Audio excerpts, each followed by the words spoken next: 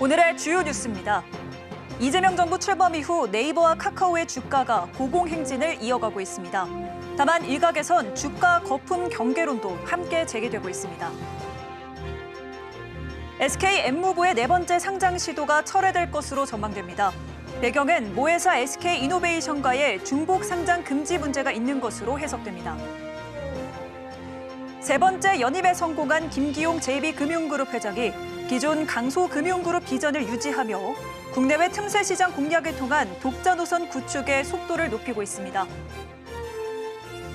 중국 스마트폰 업체 샤오미의 공습이 가속화되고 있습니다. 삼성전자의 텃밭인 한국 시장에서 점유율 확대에 나설 수 있을지 관심이 보입니다.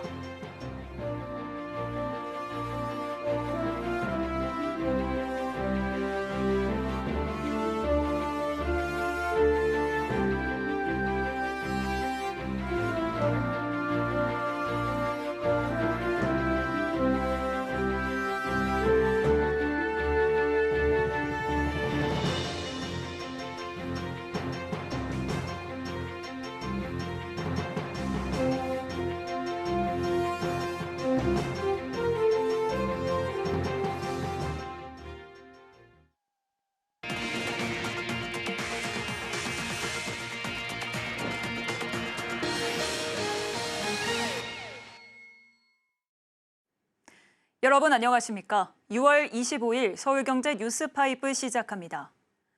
이재명 정부 출범 이후 네이버와 카카오의 주가가 고공행진을 이어가고 있습니다. 정부의 AI 지원 정책과 원화 스테이블 코인 도입에 대한 기대감이 반영된 결과인데요. 다만 일각에선 사업적 성과가 아닌 기대감에 의해 일시적으로 주가가 반등한 것이라며 우려도 제기됐습니다. 이수빈 기자입니다. 이재명 정부 출범 이후 네이버와 카카오의 주가가 급등세를 보이고 있습니다. 정부의 AI 관련 지원과 원화 스테이블 코인 도입 등의 기대감이 반영된 결과인데 사업 성과로 인한 상승세가 아닌 만큼 일각에선 조정 가능성에 대한 우려도 나옵니다. 네이버의 주가는 오늘 종가 기준 28만 3,500원으로 마감했습니다. 새 정부 출범일인 4일 18만 6,200원 대비 52% 상승한 겁니다. 카카오의 주가는 오늘 종가 기준 6만 9,400원으로 같은 기간 68% 올랐습니다. 두 기업의 주가가 급등한 건 새 정부 출범으로 인한 수혜 기대감이 커졌기 때문입니다. 특히 네이버의 경우 정부 요직에 자사 출신 인사들이 잇따라 등용되며 주목을 받았습니다. 지난 15일 초대 AI 미래기획 수석에는 하정우 전 네이버 클라우드 AI 이노베이션 센터장이 23일에는 중소벤처기업부 장관의 한성숙 전 네이버 대표이사가 내정되면서 정부와의 협력 기대감이 커졌습니다. 카카오는 이 대통령의 대선 공약이었던 원화 스테이블코인 도입 논의가 가시화되며 주가가 가파르게 올랐습니다. 원화 스테이블코인은 원화 가치와 연동된 암호화폐입니다. 카카오페이는 5,919억 원의 국내 최대 규모의 선불 충전금을 보유하고 있어 원화 스테이블코인 사업자로 유력하게 거론되고 있는 상태입니다. 카카오페이와 카카오뱅크는 최근 잇따라 스테이블코인 상표권을 출원하는 등 시장 선점에 적극적인 모습을 보이고 있습니다. 다만 일각에선 양사의 주가 상승에 대해 조정 가능성을 경고하고 있습니다. 두 기업 모두 실질적인 사업 성과가 아닌 기대감에 의해 일시적으로 주가가 반등한 것에 그친다는 분석입니다. 또 정부가 아직 정책 방향을 구체화하지 않은 만큼 이후 구체적인 지원 방안이 기대감에 미치지 못할 경우 부풀었던 주가가 급락할 수 있다는 우려도 나옵니다. 서울경제TV 이수빈입니다. SK 이노베이션의 윤활유 자회사 SK M무브가 상장을 철회할 것으로 전망됩니다. 이번이 네 번째 상장 시도인데요. 모회사 SK 이노베이션과의 중복 상장 문제 때문에 상장을 철회하는 것으로 분석됩니다. 김효진 기자입니다. SK 이노베이션이 윤활유 부문 자회사 SK M무브 상장 철수를 검토 중입니다. SK 이노베이션은 오늘 열리는 이사회에서 사모펀드 IMM 크레딧 솔루션에 매각한 SK M무브 지분 30%를 약 9천억 원에 되사오는 방안을 논의한 것으로 알려졌습니다. SK 이노베이션의 SK M무브 상장 시도는 이번이 네 번째입니다. 2012년, 2015년, 2018년에 이어 지난해 11월부터 네 번째 상장을 시도했습니다. 이번 상장 중단 배경에는 중복 상장 문제가 있는 것으로 해석됩니다. 한국거래소는 지난달 SK엠무브 상장 예비심사 사전 협의 과정에서 모회사 SK이노베이션과의 중복 상장 문제를 지적했습니다. 사업 영역이 겹쳐 중복 상장 가능성이 높고 모회사 주주 보호가 어렵다는 겁니다. 한국거래소의 이 같은 지적은 이른바 쪼개기 상장을 막는 현 정부의 투자자 보호 중심 정책 기조와도 상통합니다. SK엠무브의 IPO가 사실상 무산되자 업계에선 SK이노베이션의 배터리 자회사 SK온과 SK엠무브를 합병하려 한다는 관측도 나옵니다.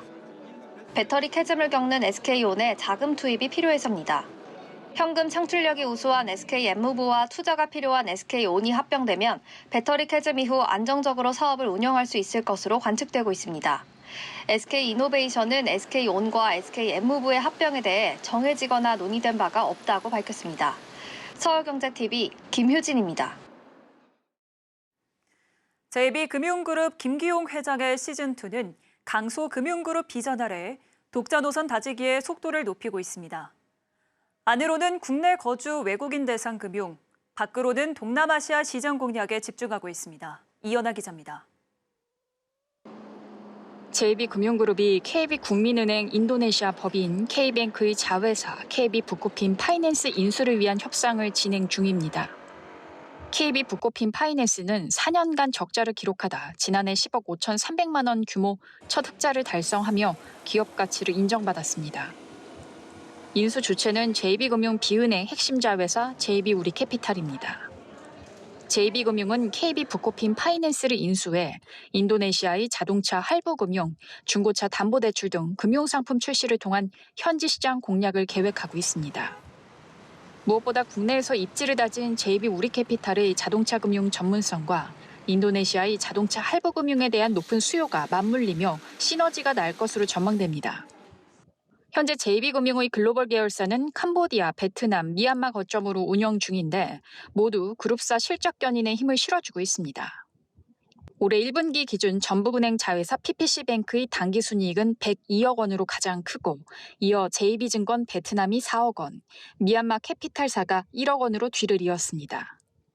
JB금융은 이미 진출한 동남아 3대 금융시장에서 모두 순이익을 기록함에 따라 해외 시장 진출에 탄력을 받은 모양새입니다. 국내에서는 외국인 금융 영업에 집중하며 독자 노선 다지기에 집중하고 있습니다. JB금융은 국내 금융사 최초 국내 거주 외국인 대상 금융 서비스를 제공하는 브라보코리아 플랫폼 출시에 이어 외국인 특화 신용대출 모형을 개발했고 올해는 그룹 차원 외국인 대출 총량 1조 원 목표를 전면에 내세웠습니다. 올해 3연임에 성공한 김기용 JB금융그룹 회장은 기존의 강소금융그룹 비전을 유지하며 국내외 틈새 시장 공략을 통한 독자 노선 구축에 속도를 올릴 것으로 전망됩니다. 서울경제TV 이연아입니다. 중국 스마트폰 업체 샤오미의 공습이 가속화되고 있습니다. 국내 첫 공식 오프라인 매장을 열고 소비자 접점 늘리기에 나섰는데요. 삼성전자의 텃밭인 한국 시장에서 점유율 확대에 나설 수 있을지 주목됩니다. 김혜영 기자입니다. 스마트폰, 스마트워치, 태블릿, TV까지 샤오미의 국내 첫 오프라인 매장입니다. 온라인에서 보던 제품을 직접 보고 체험하며 구매부터 사후 서비스까지 가능합니다. 샤오미는 소비자와의 접점을 넓히고 서비스를 강화해 브랜드 인지도를 끌어올리겠다는 방침. 올해 초 한국 법인을 설립한 샤오미가 공격적인 마케팅을 통해 한국 시장 공략에 속도를 내고 있습니다. 저가 폰부터 프리미엄 폰까지 다양한 신작을 쏟아내고 있는 샤오미. 신작 스마트밴드 출시를 앞둔 가운데 한국을 1차 출시국으로 선정했습니다. 한국 시장을 생태계 확장의 핵심 지역으로 삼는다는 전략입니다. 삼성전자가 주도권을 쥐고 있는 폴더블폰 시장에도 도전장을 내밀었습니다. 다음 달 삼성전자가 갤럭시 Z 플립 7을 출시한다는 가운데 샤오미는 이보다 먼저 신형 폴더블폰 믹스 플립 2를 출시한다는 계획입니다. 애플과 삼성전자가 양분하고 있는 국내 시장. 국내 스마트폰 시장에서 중국 기업들의 점유율은 1에서 2%에 불과한 상황. 진입장벽이 높은 만큼 성장 가능성을 가진 한국 시장의 문턱을 샤오미가 넘을 수 있을지 주목됩니다. 서울경제TV 김혜영입니다. 국내 증시가 이달 들어서만 15%가량 급등하며 4년 전 역대 최고점을 향해 가고 있습니다. 이제 시장의 관심은 우리 증시가 어디까지 갈지로 모이고 있는데요. 투자자별로는 전망이 극명하게 나뉘는 모습입니다. 김보연 기자입니다.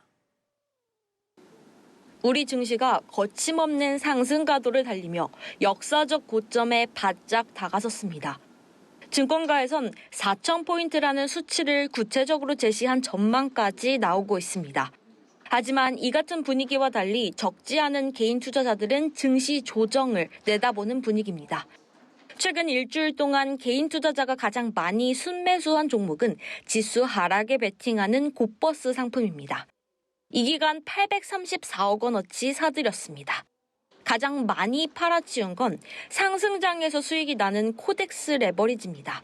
코스피 200 지수 수익률을 2배로 추종하는 상품으로 1,598억 원의 순매도가 일어났습니다. 지수가 가파르게 오르자 당분간 조정 장세를 점친 개인들이 많아졌다는 뜻입니다. 증시 흐름에 역행하는 투자에 나선 적지 않은 이들은 최근 강세장에서 상당한 손실을 보고 있습니다. 곧버스 상품의 이 기간 손실률은 마이너스 10%를 넘어섰습니다. 이 물량은 대부분 기관이 받았습니다. 같은 기간 기관 투자자 순매수 1위엔 시장이 오를 때 수익을 내는 상품이 이름을 올렸습니다. 1,748억 원 순유입됐습니다. 반면 시장이 내릴 때 수익을 얻는 상품에선 905억 원 순유출됐습니다. 증권가에선 연일 지수 목표치를 상향하고 있습니다. 하나증권은 4,000포인트를 제시했고 KB증권 3,700포인트, NH투자증권 3,600포인트 등 강세장을 내다보는 전망이 우세합니다. 서울경제TV 김보연입니다. CJ-CGV의 아시아 사업을 담당하는 자회사 CGI-홀딩스의 지분 매각 가능성이 커졌습니다. 홍콩 증시 상장이 무산되면서 CGI-홀딩스 2대 주주가 동반 매각권 행사에 나설 수 있게 됐는데요. CJ-CGV 측은 콜옵션 행사 여부에도 관심이 쏠립니다. 이혜연 기자입니다. CJ-CGV가 운영하는 아시아 영화관 사업의 지주사 CGI-홀딩스의 재무적 투자자가 투자금 회수를 목적으로 지분 매각에 나설 가능성이 제기됐습니다. CGI-홀딩스의 재무적 투자자인 미래에셋증권 PE MBK 파트너스가 지분 17.58%에 대해 동반 매각권을 행사할 수 있는 시점이 지난 19일 도래하면서입니다. CGI-홀딩스는 중국, 베트남, 인도네시아 등에서 영화관을 운영하면서 지난 3년간 CJ-CGV 전체 평균 영업이익의 절반에 가까운 수익을 올린 핵심 자회사입니다.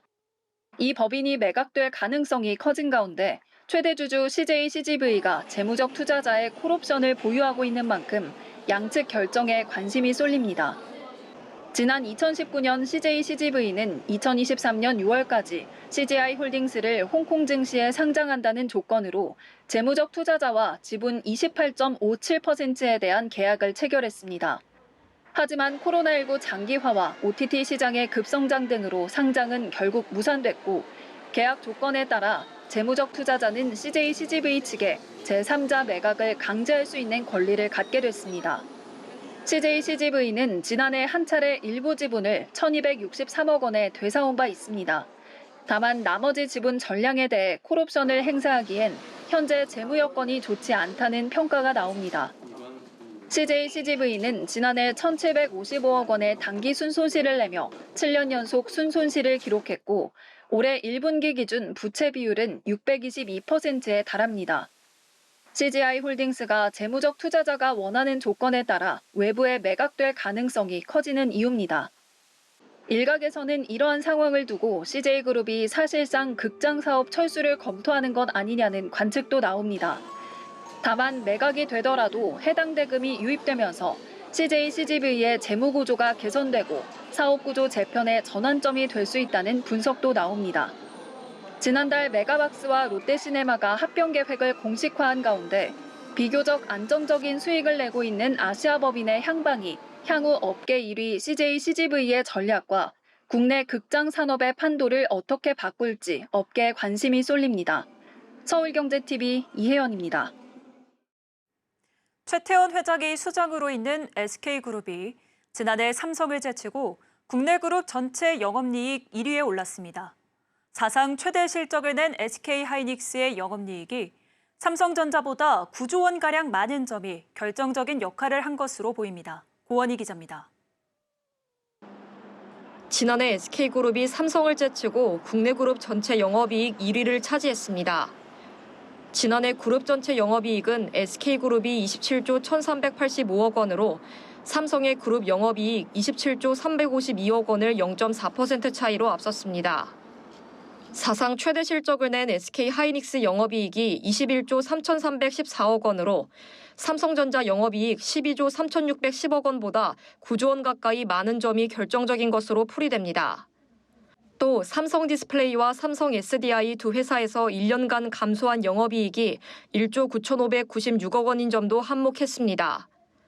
그룹 전체 순이익 증가율에서도 SK그룹은 2023년 6,582억 원에서 2024년 18조 3,595억 원으로 2,689% 급증하며 1위를 차지했습니다. 반면 매출, 당기순이익, 고용 항목에선 삼성이 1위를 지켰습니다. 삼성은 지난해 그룹 전체 매출 399조 6,362억 원, 당기순이익 41조 6,022억 원, 고용 28만 4,761명을 기록했습니다. 한편 현대차그룹은 재작년에 그룹 전체 영업이익 1위를 차지했으나 작년에는 18조 5,333억 원으로 SK와 삼성에 이어 3위로 밀려났습니다. 현대차그룹은 지난해 그룹 매출 292조 1,195억 원, 당기순이익 23조 7,712억 원, 고용 20만 3,915명으로 삼성에 이어 2위를 기록했습니다. 그룹 매출 증가율과 영업이익 증가율에서는 한국엔컴퍼니그룹과 고려 HC가 1위였습니다. 한국엔컴퍼니그룹은 지난해 한원 시스템을 품으면서 매출이 전년 4조 2,239억 원에서 8조 4,668억 원으로 1년 새 2배 이상 늘었습니다. 고려 HC는 고려해운의 실적 개선 등에 힘입어 그룹 영업이익이 2023년 453억 원에서 2024년 7,029억 원으로 1,450% 급증했습니다. 서울경제TV 고원입니다. 삼성 자산운용의 코덱스 상장 지수펀드 순자산이 업계 최초로 80조 원을 돌파했습니다. 지난 2월 순자산 70조 원을 넘어선 이후 4개월 만에 10조 원 이상 늘어난 건데요. 새 정부의 증시 활성화 기조에 맞물려 ETF 투자도 빠르게 확대되는 모습입니다. 진민현 기자입니다. 삼성자산운용의 코덱스 상장지수 펀드 순자산이 업계 최초로 80조 원을 돌파했습니다. 오늘 삼성자산운용은 전날 기준 코덱스 ETF의 순자산이 80조 5천억 원을 기록했다고 밝혔습니다. 지난 2월 순자산 70조 원을 넘어선 이후 약 4개월 만에 10조 원 이상 늘어난 겁니다. 이는 전 세계 ETF 운용사 가운데 26위에 해당하는 규모입니다. 새 정부의 국내 증시 활성화 기조에 힘입어 개인의 ETF 투자도 빠르게 확대되는 분위기입니다. 월배당 상품과 테마형 상품에 대한 수요 증가도 이 같은 흐름에 영향을 미친 것으로 분석됩니다. 특히 최근 코스피 지수가 거침없는 상승세를 이어가면서 우리나라 최초의 ETF이자 삼성자산운용의 대표 상품인 코덱스 200의 성장세가 가파릅니다. 지난 2월부터 코덱스 200의 순자산은 1조 원가량 증가했습니다. 박명재 삼성자산운용 ETF 사업부문장은 국내 ETF 시장 규모가 200조 원을 넘어 300조 원 이상으로 꾸준히 성장할 수 있도록 앞장서 노력하겠다고 말했습니다. 서울경제TV 진민현입니다. 제2중앙경찰학교 설립 후보지 경쟁이 충남과 전북을 중심으로 본격화됐습니다. 최근 남원시는 경찰 조직 내부 지지와 지역사회의 일치된 의지를 재확인하며 자신감을 드러내고 있습니다. 최종 입지는 오는 10월에서 11월 발표될 예정입니다. 최영 기자입니다. 전북 남원시는 제2중앙경찰학교 유치 경쟁에서 부지 조건이 가장 큰 강점입니다. 경찰청이 요구한 100만 제곱미터보다 넓은 166만 제곱미터 규모의 국유지를 이미 확보하고 있어 본관과 교육시설은 물론 추후 부속 건물 신축과 확장이 용이합니다. 지형도 완만해 공사가 수월하며 고속도로와 KTX역이 가까워 전국 어디서나 접근성이 뛰어나다는 점도 강점으로 꼽힙니다. 특히 남원시는 영호남 경찰 직장 협의회를 중심으로 경기 남부, 부산, 제주 등 일부 지역 본부장들의 현장 지지를 이끌어내며 경찰 내부 공감대를 넓혀가고 있습니다. 지역 정치권과 시민사회도 함께 힘을 모으고 행정은 신속한 절차 이행과 부지 계획을 구체화해 최종 선정까지 유치 열기를 이어간다는 방침입니다. 이번 유치전은 충남 아산과 예산, 전북 남원 세 곳이 치열하게 경쟁하는 구도입니다. 충남은 수도권에 가까운 지리적 이점과 기존 경찰 교육 시설과의 연계성을 강점으로 내세웁니다. 반면 남원은 100% 국유지 덕분에 토지 매입 비용이 들지 않아 총 사업비가 약 2천억 원 절감될 것으로 분석됩니다. 경찰청은 현재 비용 편익 분석과 현장 실사를 진행 중입니다. 최종 후보지는 오는 10월에서 11월에 발표할 것으로 보입니다. 지역 사회의 유치 경쟁은 발표 시점이 가까워질수록 더욱 치열해질 것으로 보입니다. 남원은 영호남 교통의 중심지이자 국토 균형 발전의 최적지로서 제2중앙경찰학교가 남원에 유치될 수 있도록 최선을 다하겠습니다. 남원시는 이번 흐름을 계기로 유치전 막판까지 시민과 경찰 내부의 공감대를 확산하고 정부와 경찰청과의 협의를 통해 마지막까지 총력 대응하겠다는 방침입니다. 서울경제TV 전북 최영입니다. 삼성전자가 최초로 OLED 패널이 적용된 스마트 모니터 신제품을 출시했습니다. 이번 신제품은 콘텐츠 유형에 따라 최적의 화질을 구현하는 AI 화질 최적화, 콘텐츠 속 음성, 배경 소리, 모니터 주변 소음을 분석해 대사를 더욱 선명하게 들려주는 액티브 보이스 프로 등 인공지능 기능을 탑재했습니다. 신한금융지주가 당초 8월까지 5천억 원 규모의 자사주를 매입 소각하기로 했던 계획을 2달여로 앞당기기로 했습니다. 신한금융이 연초 발표했던 자사주 소각을 상반기에 마무리한 만큼 하반기에도 3천억에서 3,850억 원 규모의 자사주 추가 매입이 있을 것으로 시장은 기대하고 있습니다. 종합생활가전기업 쿠쿠는 말레이시아 법인 쿠쿠 인터내셔널 버하드가 말레이시아의 대표적인 증권거래소인 부르사 말레이시아의 메인마켓에 상장했다고 밝혔습니다. 쿠쿠는 이번 상장을 통해 확보한 자금을 말레이시아 시장 내 제품 서비스 확대와 옴니채널 유통망 확장 등 브랜드 입지와 영업력 강화를 위한 다양한 전략에 활용한다는 계획입니다. 교촌치킨을 운영하는 교촌 F&B가 배민을 운영하는 우아한 형제들과 배민 온리 협약을 맺었습니다. 교촌 F&B는 이 협약에 따라 2위 쿠팡이츠와 3위 요기요 등에서 입점을 철회하는 대신 우아한 형제들로부터 교촌치킨 가맹점주가 부담하는 중개수수료 인하 혜택을 받기로 했습니다.